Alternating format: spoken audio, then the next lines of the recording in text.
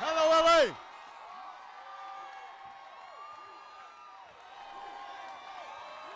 Good to see you. Hello, Los Angeles. Thank you. Thank you.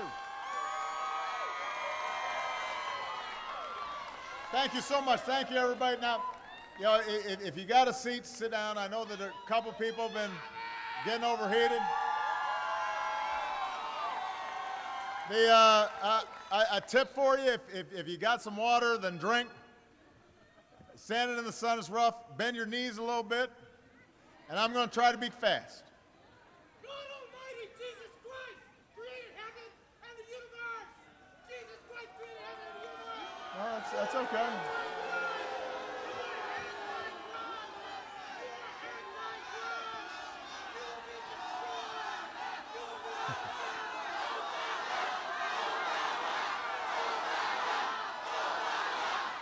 Thank you.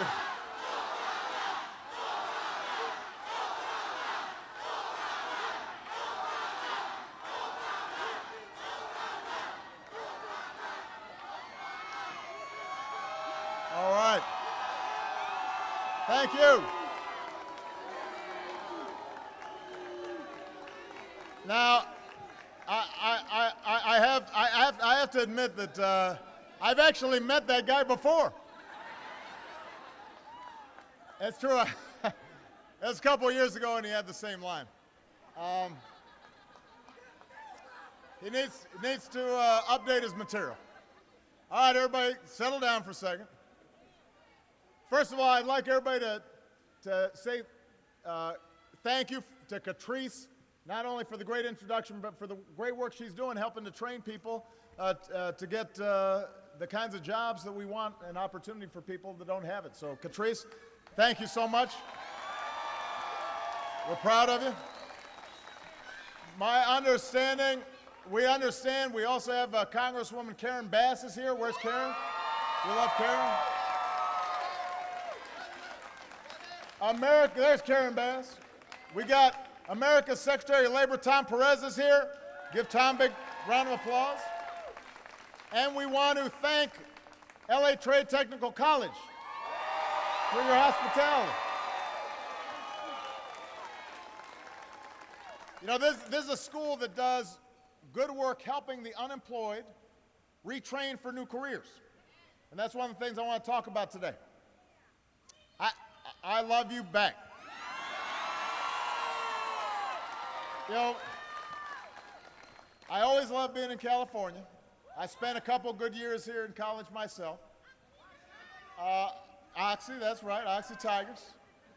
Earlier today, I sat down at Cantor's with Catrice and a few Californians who wrote to me. I get letters from folks all across the country, and I read them every night.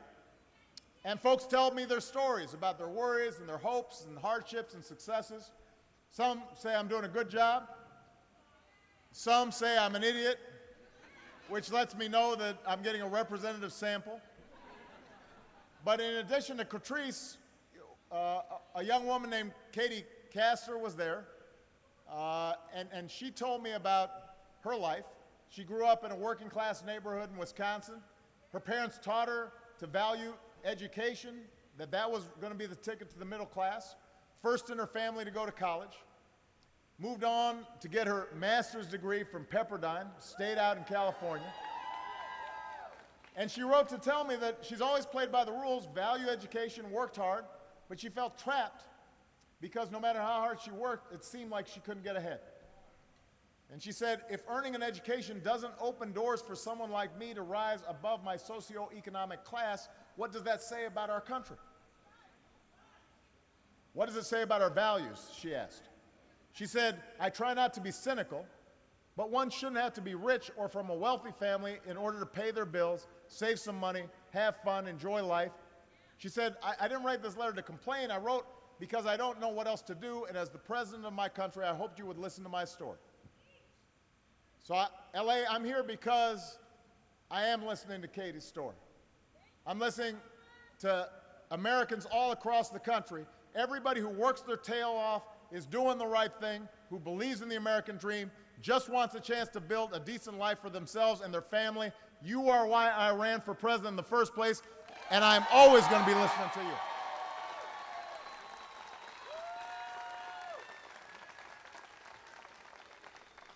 Now, the crisis that hit near the end of that campaign, back in 2008, cost millions of Americans their jobs and their homes and their sense of security. But today, our businesses have added nearly 10 million new jobs over the past 52 months. The unemployment rate is at its lowest point since September of 2008, and this past year we saw one of the fastest drops in nearly 30 years in the unemployment rate. The decisions we made, not only to rescue the economy, rescue the auto industry, but to rebuild it on a new foundation, those decisions are paying off. We're more energy independent. The world's #1 oil and gas producer is not Russia, it's not Saudi Arabia, it's the United States of America. We've reduced our carbon pollution over the past 8 years more than any country on earth. You saw an LA Times headline the other day that said 2014 off to the hottest start on record for California. That's why we have to worry about climate change. We've tripled the electricity we're getting from wind power, generating enough last year to power every home in California. We now generate 10 times the solar electricity, creating tens of thousands of jobs across the country. California is so far ahead of the rest of the country in solar that earlier this year, solar power met 18% of your total power demand one day. That's the kind of progress, kind of leadership we need.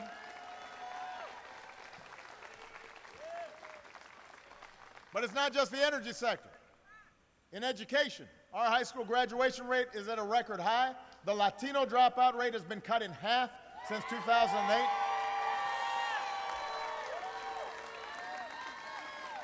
More young people are earning their college degrees than ever before. Meanwhile, 401ks have restored their value. Fewer homes are underwater. Millions more families have the peace of mind of affordable health care when you need it, because we did pass the Affordable Care Act. You know, none of this was an accident. We made some good decisions, but we also saw the resilience and the resolve of the American people. And because of that, we've recovered faster. We've gone farther than almost any country on earth since the economic crisis. For the first time in more than a decade, business leaders around the world have declared that the #1 place to invest is not China, it's the United States of America, and our lead is growing.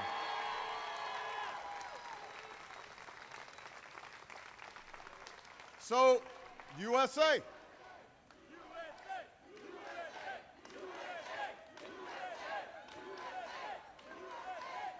So there are reasons, we've got every reason to be optimistic about America. We hold all the best cards, we've got the best hand, but the decisions we make now are going to determine whether or not working Americans like Katie continue to feel trapped or whether they get ahead. Whether the economic gains that we make just go to a few at the top, or they help to grow an economy and grow incomes and grow middle-class opportunities for everybody. And that's what's at stake right now, making sure our economy works for every working American. That's why I ran for president. That's what I'm focused on every day. This is the challenge of our time. We can't be distracted. And if you're in public office and you don't have an answer for somebody like Katie, if you're not thinking about her and folks who are working hard but still struggling every day, why are you in public service? So today I'm here to focus on one thing that we should be doing, which is training more Americans to fill the jobs we're creating. Right now there are more job openings in America than any time since 2007. That doesn't always make headlines, it's not sexy, so the news doesn't report it, but it's a big deal. And the job training programs can help folks who fell on hard times in the recession, help them find a solid path back to the middle class. And I'm always impressed by people who have the courage to go back to school, especially later in life.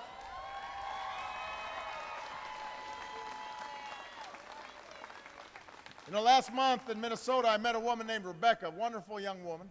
A few years ago, she was waiting tables. She enrolled in a community college, retrained for a new career. Today, she loves her job as an accountant. Joe Biden's wife, Jill Biden, teaches at a community college. A lot of her students are in their 30s. One of the women I met with this morning, Joan Waddell, wrote me to say she's ready to get back in the game at age 60 after caring for a sick husband, but older workers like her need a little support. And she wrote, "We are a great investment, and we want to be part of the workforce. And if you met Joan, you'd want to hire her because she is sharp." So Americans are the best workers in the world if we're given a chance. If we work together, we can help more of our fellow citizens learn the skills that growing fields require in high-tech manufacturing, in clean energy, in information technology, and in healthcare. Now, the good news is, earlier this week I signed a bipartisan bill into law that would help communities update and invest in job training programs like these. And I got to say, I had so much fun actually signing a bipartisan bill from Congress. I said, why don't you all do it more often? Why don't you focus on getting some stuff done for the American people? It feels good.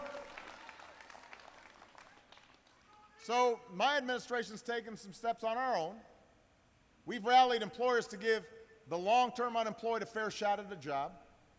We're offering grants to community colleges that work with companies to expand apprenticeships. We're helping cities identify fields with job openings and custom tailored programs to help workers earn the skills employers are looking for right now, whether it's melding metals or coding computers. If your job's been stamped obsolete and shipped overseas or displaced by new technology, your country should help train you to land an even better job in the future, and that's something we can do if we work together.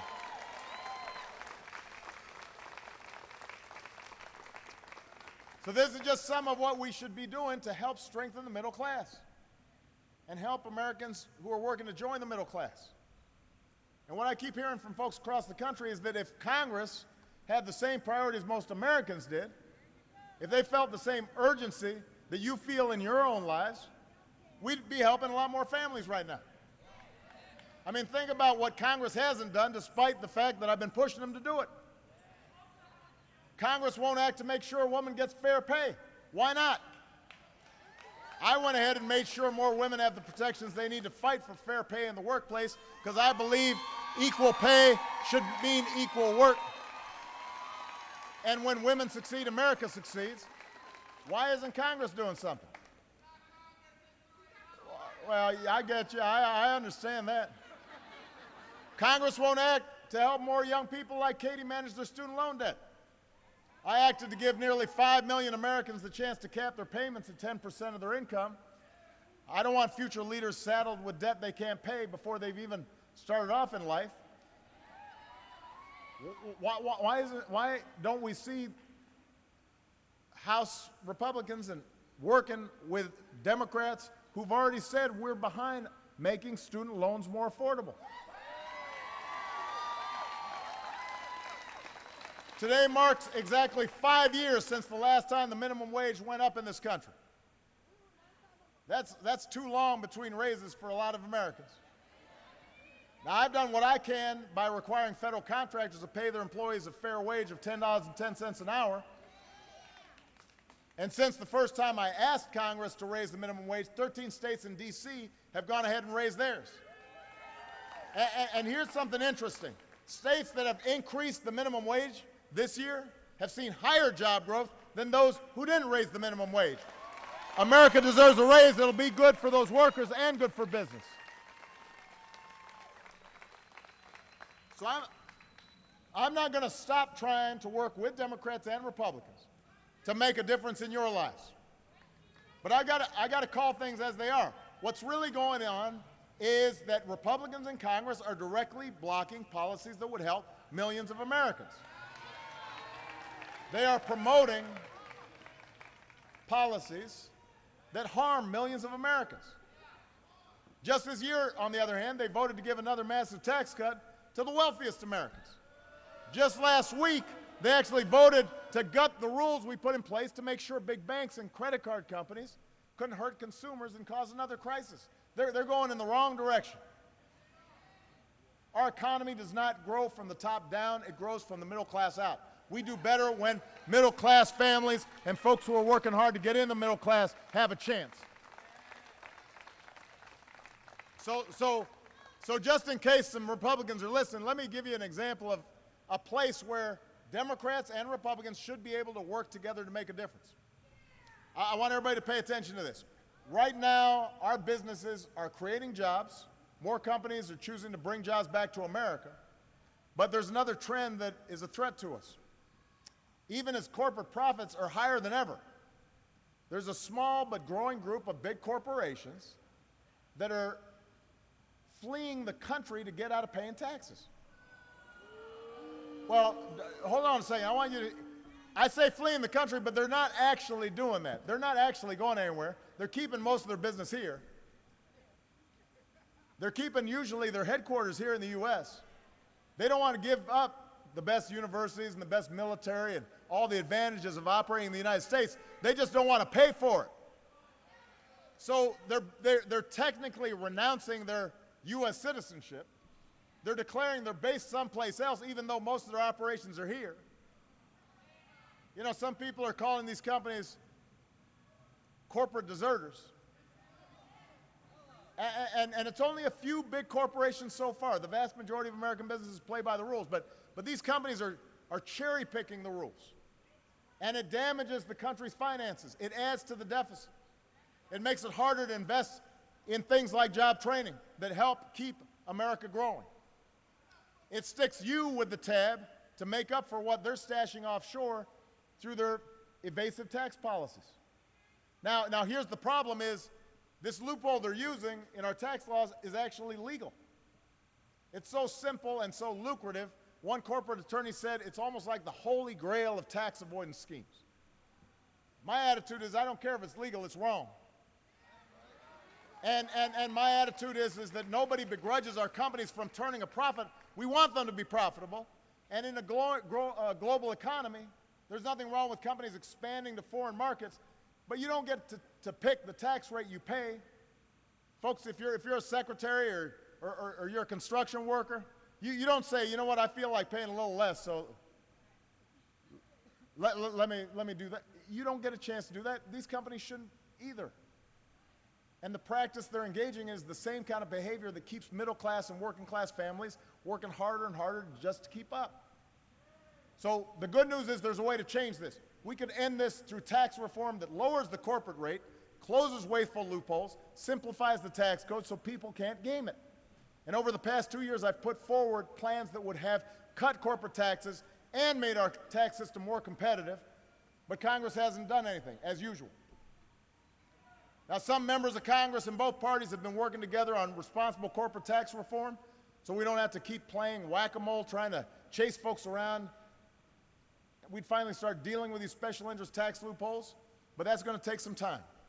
And in the meantime, we need to stop companies from renouncing their citizenship just to get out of paying their fair share of taxes. We can't wait for that. You shouldn't get to call yourself an American company only when you want a handout from American taxpayers. So that's why in my budget earlier this year, I proposed closing this unpatriotic tax loophole for good. Democrats in Congress have advanced a proposal that would do the same thing. A couple of Republicans have said they want to address it too. Let's everybody get together, Democrats and Republicans, to deter companies from rushing to take advantage of this tax loophole. And let's make sure that we're rewarding companies that are investing and paying their fair share here in the United States. And this is not a partisan issue. Just 10 years ago, a Republican-led Congress cracked down on corporations moving offshore tax havens like the Cayman Islands. We should do it again. And I'm not interested in punishing these companies, but I am interested in economic patriotism. Instead of doubling down on top-down economics, I want an economic patriotism that says we rise or fall together as one nation and as one people.